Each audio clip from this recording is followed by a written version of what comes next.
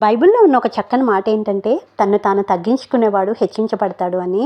మనం దేవుని దగ్గర ఎంత తగ్గించుకుంటే అంత హెచ్చించబడతాము. కానీ ప్రస్తుత రోజుల్లో మనం మనుషుల దగ్గర తగ్గించుకునేటప్పుడు మన విలువ ఇంకా తగ్గిస్తారే తప్ప మన విలువను పెంచే వాళ్ళు ఎవరు ఉండరు. ఎందుకంటే మనల్ని ద్వేషించే వాళ్ళు ఉంటారు చూసారా? మనం ఎంత మంచిగా ప్రేమగా మాట్లాడినా మన వాళ్ళు అని అనుకున్నా కూడా మన మీద ద్వేషం కలిగి ఉండి ఇంకా మనం నలుగురి దగ్గర మనల్ని కించపరచాలని చూసే వాళ్ళని ఎట్టి పరిస్థితుల్లో అటువంటి వారికి ఎంత దూరంగా ఉంటే అంత మనశ్శాంతి, అంత ప్రశాంతత.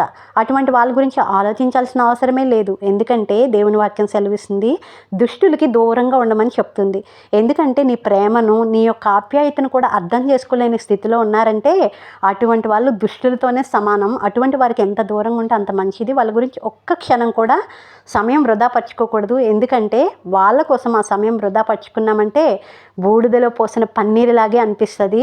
కాబట్టి మనం దేనికి పనికిరాదు. అటువంటి వారి గురించి ఆలోచించకుండా మనకున్న జీవితంలో సంతోషం, సమాధానం కలిగి ఉండి దేవుని దగ్గర తగ్గించుకొని మనల్ని మన ప్రేమను గుర్తించే వాళ్ళ దగ్గర మనం ఎంత తగ్గించుకుంటే అంత హెచ్చించబడతాము.